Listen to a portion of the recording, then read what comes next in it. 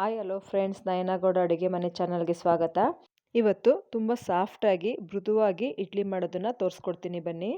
2 glass ಅಕ್ಕಿ ತಗೊಳ್ಳಿ, ಅದೇ ಗ್ಲಾಸಲ್ಲಿ ಅರ್ಧ ಗ್ಲಾಸ್ ಉದ್ದಿನಬೇಳೆ ತಗೊಳ್ಳಿ, ಮತ್ತು ಅದೇ ಅರ್ಧ ಗ್ಲಾಸ್ ಅವಲಕ್ಕಿನೂ ಕೂಡ ಸೇರಿಸಿ ಸ್ವಲ್ಪ ಮೆಂತ್ಯನೂ ಕೂಡ ಆ್ಯಡ್ ಮಾಡಿ ನೀಟಾಗಿ ವಾಶ್ ಮಾಡಿ ಅವು ಮುಳುಗುವಷ್ಟು ನೀರನ್ನು ಸೇರಿಸಿ 4 ರಿಂದ 5 ಅವರು ನೆನೆಯಲು ಬಿಡಿ.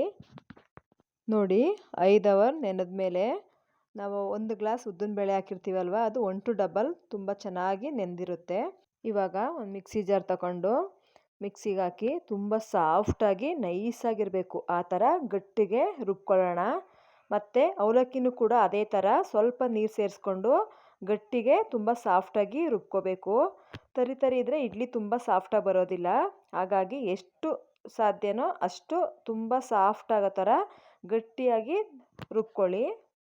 ನಂತರ ಕೊನೆಯಲ್ಲಿ ರುಚಿಗೆ ತಕ್ಕಷ್ಟು ಉಪ್ಪನ್ನು ಸೇರಿಸಿ ನಾನು ಚೆನ್ನಾಗಿ ಕೈಯಲ್ಲೇ ನೀಟಾಗಿ ಎಲ್ಲನೂ ಕಲಿಸ್ಕೊತಾ ಇದ್ದೀನಿ. ಕೈಯಲ್ಲಿ ನೀಟಾಗಿ ಕಲಿಸೋದ್ರಿಂದ ಎಲ್ಲ ಉದ್ದಿನಬೇಳೆ, ಅಕ್ಕಿ, ಅವಲಕ್ಕಿ ಎಲ್ಲ ಚೆನ್ನಾಗಿ ಮಿಕ್ಸ್ ಆಗುತ್ತೆ. ಮಿಕ್ಸ್ ಮಾಡಿ ಒಂದು ನೈಟ್ ಫುಲ್ ಇಟ್ಬಿಡೋಣ. ಮಾರ್ನಿಂಗ್ ಎದ್ದು ಒಂದು ಇಡ್ಲಿ ಪ್ಲೇಟ್ ತಗೊಂಡು ಅದಕ್ಕೆ ಸ್ವಲ್ಪ ಎಣ್ಣೆ ಹಚ್ತಾ ಇದ್ದೀನಿ, ಅಂಟಬಾರ್ದು ಅಂದ್ಬಿಟ್ಟು. ಅದಕ್ಕೆ ನೈಟ್ ರುಬ್ಬಿಟ್ಟಿದ್ವಲ್ಲ ಇಡ್ಲಿ ಬ್ಯಾಟರ್, ಅದನ್ನು ಇಡ್ಲಿ ಪ್ಲೇಟ್ಗೆ ಹಾಕಿ ಅದನ್ನೊಂದು 10 ನಿಮಿಷ ಮೀಡಿಯಮ್ ಫ್ಲೇಮಲ್ಲಿ ಬೇಯಿಸ್ಕೊಂಡ್ರೆ ಸೂಪರಾಗಿ ತುಂಬ ಸಾಫ್ಟಾಗಿ ಸಖತ್ತಾಗಿ ಇಡ್ಲಿ ರೆಡಿಯಾಗಿರುತ್ತೆ. ನೋಡಿ ಎಷ್ಟು ಸಾಫ್ಟಾಗಿ ಇಡ್ಲಿ ನೋಡೋಕ್ಕೆ ಚೆನ್ನಾಗಿ ಕಾಣ್ತಾ ಇದೆ. ಇಡ್ಲಿ ಜೊತೆಗೆ ನಾನು ಮಟನ್ ಸಾಂಬಾರು ಕೊಟ್ಟಿದ್ದೆ, ತುಂಬ ಚೆನ್ನಾಗಿತ್ತು. ನೀವು ಒಂದ್ಸಲ ಟ್ರೈ ಮಾಡಿ ಹೇಗಿತ್ತು ಅಂತ ಕಮೆಂಟ್ಸಲ್ಲಿ ತಿಳಿಸಿ.